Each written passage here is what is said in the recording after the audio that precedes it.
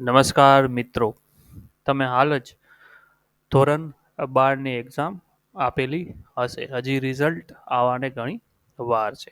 But 12 પછી તમે કોઈને કોઈ કોલેજમાં તો જવાના જ છો. તો હવે ગયા વર્ષથી જ આપણે જીકાસ પોર્ટલ થ્રુ એડમિશન થવાનું ચાલુ થઈ ગયું છે. તો તમે બીસીએ, બીબીએ, એએનએમ, જેએનએમ, બીએસસી કે પીબીબીએસસીમાં એડમિશન લેવું હોય, એ પણ બ્રહ્માનંદ કોલેજમાં, તો તમે આજે જ રજિસ્ટ્રેશન કરાવી શકો છો. નીચે આપેલા નંબર છે આ બંને, એ કોઈ પણ નંબર ઉપર તમે કોન્ટેક્ટ કરીને રજિસ્ટ્રેશન કરાવી શકો છો અને સાથે જીકાસ પોર્ટલ વિશેની માહિતી પણ તમે મેળવી શકો છો. એએનએમ જેએનએમમાં જીકાસ લાગુ નથી પડતું. ઓકે, તો હવે તમને ક્વેશ્ચન થાય કે જીકાસ છે શું?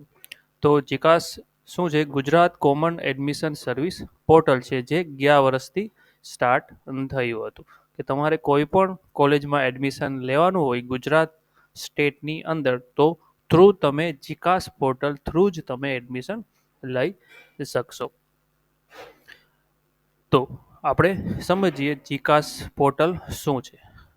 જો તમે જીકાસમાં કઈ રીતે રજિસ્ટ્રેશન કરવું, તેના સ્ટેપ કઈ રીતે ફોલો કરવા, એના વિડીયો પહેલેથી ઘણા બધા મારી ચેનલ ઉપર તમને મળી જશે. એના હું તમને પ્લેલિસ્ટની લિંક એમાં ડિસ્ક્રિપ્શન બોક્સમાં આપી દઈશ. હાલ જે જીકાસ પોર્ટલમાં અપડેટ આવ્યું છે એ પ્રમાણે આપણે અપડેટ જોઈ લઈએ. તો તમને તો પહેલા ક્વેશ્ચન એ થશે કે જીકાસ પોર્ટલ છે શું? જીકાસ પોર્ટલ કામ કઈ રીતે કરે છે? જીકાસ પોર્ટલ શું છે? જીકાસ પોર્ટલમાં આપણે કઈ રીતે ફોર્મ ફિલ કરશું? જીકાસ પોર્ટલ કોના માટે છે? શું મારે જીકાસ પોર્ટલ ઉપર રજિસ્ટ્રેશન કરવાનું જરૂરી છે? જ્યારે તમે જીકાસ પોર્ટલ ઉપર રજિસ્ટ્રેશન કરશો, એબીસી આઈડી માગશે. તો આ એબીસી આઈડી શું છે? તો આ એબીસી આઈડીનો વિડીયો ઓલરેડી મેં બનાવેલો છે. તમે ઉપર આઈ બટન ઉપર ક્લિક કરી કઈ રીતે એબીસી આઈડી તમારે બનાવવું એ તમે જોઈ શકશો. એબીસી આઈડી પણ બનાવતા પહેલાં તમે તમારા આધાર નંબર અને આધાર નંબર સાથે જે લિંક છે મોબાઈલ નંબર, એ બંને બાજુમાં રાખજો. મેક શ્યોર કે તમારું રિઝલ્ટ આવશે જે 12માનું, એમાં જે નામ હોય એ અને આધાર કાર્ડમાં જે નામ હોય બંને સરખા હોય. જો અત્યારથી જ તમને લાગતું હોય કે આ બંને ડિફર હોઈ શકે છે, તો આધાર કાર્ડમાં ચેન્જ કરવાની પ્રોસેસ શરૂ કરી દેજો. તો એબીસી આઈડી શું છે એ પણ તમે જાણશો અહીંથી. ત્યારબાદ આ બધી માહિતીનો વિડીયોમાં આ બધી માહિતી તમને આ વિડીયોની અંદર જોવા મળશે. તો આપણે સ્ટેપ બાય સ્ટેપ બધું આપણે જોઈએ. સૌથી પહેલાં તો આપણે જોઈ લઈએ અપડેટ્સ જીકાસના શું છે. તો જીકાસની વેબસાઇટ ઓપન કરવા માટે તમારે ગૂગલમાં સર્ચ કરવાનું છે જીકાસ પોર્ટલ. તો જીકાસ સ્ટુડન્ટ સર્ચ કરશો એટલે તમને ફર્સ્ટ જે લિંક આવે એ લિંક તમે ઓપન કરશો.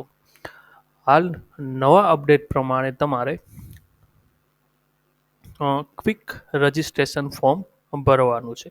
ભલે તમે હજી પાસ આઉટ નથી થયા, કે તમે ફેલ છો કે પાસ છો 12મામાં, તમે 12થની અંદર ફેલ છો કે પાસ છો, એ મેટર અત્યારે કરતું નથી.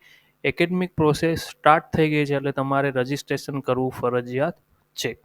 તો એપ્લાય નાઉ ઉપર તમે ક્લિક કરજો એટલે તમારું ત્વરિત એમ કે ને ક્વિક રજિસ્ટ્રેશન ફોર્મ એક ઓપન થઈ જશે.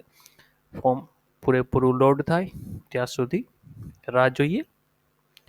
તો આ છે ક્વિક રજિસ્ટ્રેશન ફોર્મ, જેમાં તમારે કયા કોર્સમાં એપ્લાય કરવું છે, યુજી કરવું છે, પીજી કે પીબીબીએસસી નર્સિંગમાં, એલએલબી, બીએડ, એમએડ, આ રીતે તમે બધા કોર્સ જોઈ શકો છો. ફોર એક્ઝામ્પલ મારે બીસીએમાં એડમિશન લેવાનું છે, તો બીસીએ છે એક યુજી કોર્સ છે, અંડર ગ્રેજ્યુએટ. તો એ સિલેક્ટ કરીશ. પછી મેં જેમ હમણાં કીધું, તમારે એક એબીસી આઈડીની જરૂર પડશે. તો એબીસી આઈડી કઈ રીતે બનાવવું એ તમે મારા આ વિડીયો ઉપરથી જોઈ શકો છો. આ વિડીયોની લિંક હું તમને ડિસ્ક્રિપ્શન બોક્સમાં આપી દઈશ.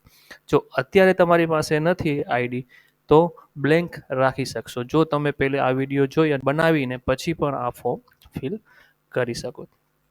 પછી તમારે તમારું નામ લખવાનું છે, જે તમારી માર્કશીટ મુજબનું હોવું જોઈએ. તો એ બધાને ક્વેશ્ચન થાય, સર 12માની તો માર્કશીટ આવી નથી, બટ તમારી પાસે એલસી હશે, તમારી પાસે 10માનું રિઝલ્ટ તો હશે જ. જે નામ 10થની માર્કશીટમાં હોય તે જ એક્ઝેક્ટ તમારી 12થની માર્કશીટમાં આવશે, જો તમે કોઈ ચેન્જીસ કર્યા ન હોય તો. તો આ પ્રશ્ન સોલ્વ.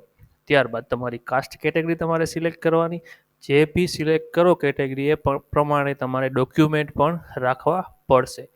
અત્યારે જરૂર નથી અપલોડ કરવાના, પણ ઇન ફ્યુચરમાં જરૂર પડશે. જનરલવાળાને કોઈ ડોક્યુમેન્ટની રિક્વાયરમેન્ટ નથી. એસસીબીસી ઓબીસી માટે NCL certificate, non creamy layer, SC ST માટે તેનું જાતિનો દાખલો, ઈડબ્લ્યુએસ હોય તો ઈડબ્લ્યુએસનો દાખલો. પછી મેલ ફિમેલ કે અધર જે તમે હોય તે તમારી બર્થ ડેટ, આ બધી વિગત તમારે સાચી જ રાખવી.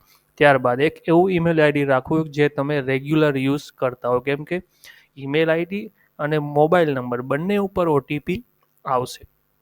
એ બંને ઓટીપી તમારે આની અંદર એન્ટર કરવાના થશે. ત્યારબાદ જ બધું કામ થશે. તો મેક શ્યોર કે ઈમેલ આઈડી અને મોબાઈલ નંબર તમારા સાચા હોય અને તમે એને રેગ્યુલર યુઝ કરતા હોય. ટેમ્પરરી મોબાઈલ યુઝ કરતા હોય એવા નંબર અહીંયા યુઝ કરવા નહીં. As well as email ID પણ એવું જ રાખવું.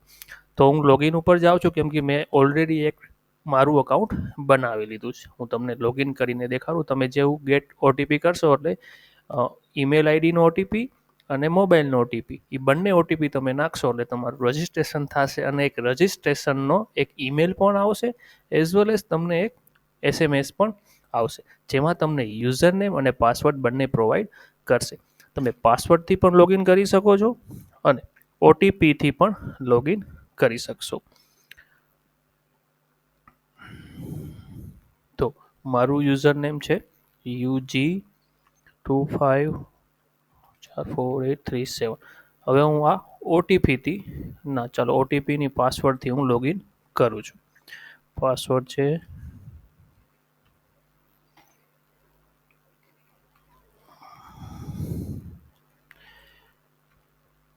કેપ્ચા કોડ નાખી દેવાનો. ત્યારબાદ સાઇન ઇન, યુઝર નેમ નાખ્યું, તમે પાસવર્ડ નાખ્યું, બટ તમારે કયો કોર્સ કરવાનો હતો એ તમારે ફરીથી અહીંયા સિલેક્ટ કરવાનું થશે. બની શકશે. હવે આવું શું કામ થયું? ચલો આનાથી પણ એક આપણે આઈડિયા આવે કે જો અહીંયા હું યુજી સિલેક્ટ કરીશ, કેમ કે મેં યુજીમાં અકાઉન્ટ બનાવ્યું હતું, તો હું એક નંબર, એક મોબાઈલ નંબર અને એક ઈમેલ આઈડી હું બધા અલગ અલગ કોર્સની અંદર યુઝ કરી શકીશ. મતલબ હું યુજીમાં એપ્લાય કરી શકીશ, એઝ વેલ એઝ હું બીએડમાં પણ એપ્લાય સેમ નંબરથી કરી શકીશ. કોઈના ફેમિલીમાં એવું હોય કે ફાધર પાસે જ મોબાઈલ હોય તો બીજો નંબર એ ક્યાંથી કાઢે? એવા કેસ માટે તમે એક જ નંબર બીજી વાર યુઝ કરી શકશો. આ ડબલ કોર્સ એક સાથે થાય એના માટેની ફેસિલિટી નથી. તો મારા કેસમાં હતું યુજી, અને પાસવર્ડ હું નાખું છું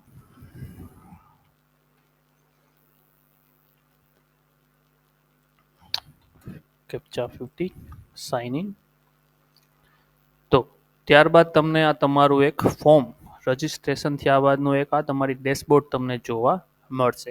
હાલાકી અત્યારે આની અંદર કંઈ થવાનું નથી. તમારે જસ્ટ આટલું કરી 10% ફોર્મ ફિલ થઈ જાય એટલું રાખવાનું છે. એના પછી payment, profile, academic, choice, submit, એ બધાના સ્ટેપ હજી ક્યારે ચાલુ થશે એ તમારે જીકાસના પોર્ટલ ઉપર અથવા મારા વિડીયો જ્યારે પણ આવે ત્યારે તમે અમારી ચેનલને જો સબસ્ક્રાઈબ કરશો તો જેવું કંઈક જીકાસ પોર્ટલ ઉપર અપડેટ આવશે એટલે તમને ત્યાં જોવા મળી જશે કે હવે તમારું પેમેન્ટ કરી શકશો, પ્રોફાઇલ એડિટ કરી શકશો, એકેડમિક મતલબ તમારી કોલેજની ચોઇસ ફિલિંગ કરી શકશો, અને લાસ્ટમાં તમારે સબમિટ કરવાનું રહેશે.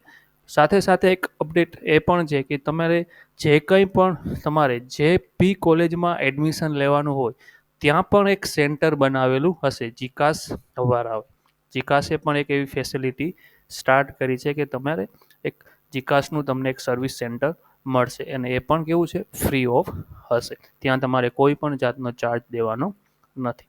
તમારે ખાલી 300 રૂપિયા ચાર્જ દેવાનો છે, જે તમારે એ બી તમારે ઓનલાઈન મારફતે જ દેવાનો રહેશે. તો કોઈ જે બી કોલેજમાં તમારે એડમિશન લેવાનું હોય તે કોલેજમાં ડાયરેક્ટ જાશો તો પણ એ તમને ફોર્મ કઈ રીતે ફિલ કરવું, કયા કયા ડોક્યુમેન્ટની જરૂર પડશે, એ બધી માહિતી તમને પ્રોવાઈડ કરશે. તો અત્યાર સુધી નવા એડમિશન માટે એડમિશન સેશન 2025-26 માટે આટલું અપડેટ હતું. જો ધીરે ધીરે જે બી અપડેટ આવતું જશે એ તમને અમારા વિડીયો અમારી ચેનલમાં વિડીયો મારફતે જોવા મળશે. તો ચેનલને સબસ્ક્રાઈબ કરવાનું ભૂલતા નહીં. તો મળીશું આપણે કોઈ નવા અપડેટ સાથે. ત્યાં સુધી જય હિન્દ, જય ભારત.